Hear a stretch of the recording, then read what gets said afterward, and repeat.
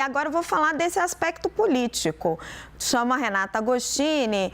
Renata, a reação política foi quase que imediata. Eu me lembro de estar ali na bancada do Arena, quando saiu o Copom, e já comecei a receber mensagem, até mencionei isso ontem aqui no 360, de fontes do governo falando que o comunicado era uma sabotagem. Depois vieram as declarações de Lula e de Fernando Haddad lá na Europa. A pressão vai continuar?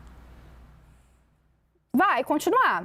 Bem, a gente tinha já há algum tempo uma indicação bastante clara por parte de Lula, que a despeito de, em alguns momentos, alguns aliados pedirem para ele deixar esse tema de lado, ele via como algo central, mostrar que essa política de juros e, digamos, uma certa teimosia na visão de integrantes do governo do próprio Lula por parte do Banco Central de não baixar os juros tinha um preço. Isso com ganhos políticos, claro, porque se você escolhe um adversário, fica mais fácil você tirar o debate da parte técnica e transformar ele num debate apenas sobre, quase como voluntarismo, né, de onde tem que estar essa taxa de juros. Agora, o que a gente tem de diferente?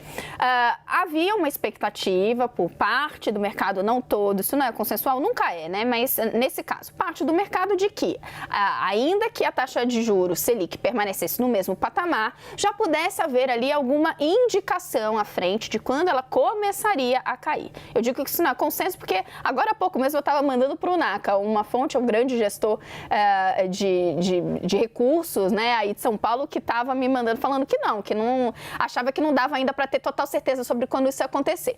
Bem, mas o fato concreto é que, diante dessa expectativa de parte do mercado, o governo achava que já ia ter esse trunfo para acenar, e aí isso não veio.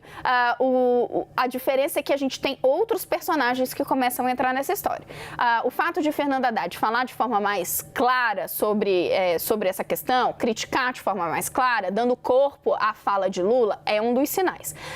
Segundo aspecto, é um chamado de Lula à política. Então, a gente tinha Lula, alguns ministros falando que sim, isso era necessário de acontecer, que a política monetária ela estava prejudicando o próprio crescimento e andamento do país. Agora, Lula fez um chamado muito claro para que o Senado atue. Isso vai acontecer. A partir do pedido da declaração de Lula, a base começou a se movimentar. O primeiro passo vai ser chamar Roberto Campos Neto a dar explicações no Senado. Um dos movimentos é que ele fale na Comissão de Assuntos Econômicos, mas não só isso. A ideia é que, sim, integrantes, expoentes da articulação política e da própria base do governo passem a ser mais vocais nesse sentido. Veja, gente, sabemos que, primeiro, não é Campos Neto que decide sozinho a taxa de juros, ele não é a única voz, é só um voto no comitê, no Copom, no Comitê de Política Monetária. Porém, ele acaba sendo essa figura que o governo vai, então, centrar o seu discurso para tentar, primeiro, dizer que está fazendo tudo o que pode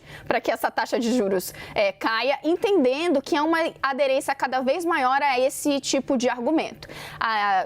Setores, parte do empresariado começou a se manifestar e a clamar por essa queda de juros. Há uma parte dos próprios analistas que entende que sim, que há espaço para isso acontecer. Então, diante desse pequeno flanco que o governo enxergou, ele quer dobrar a aposta num discurso político que ele já havia adotado.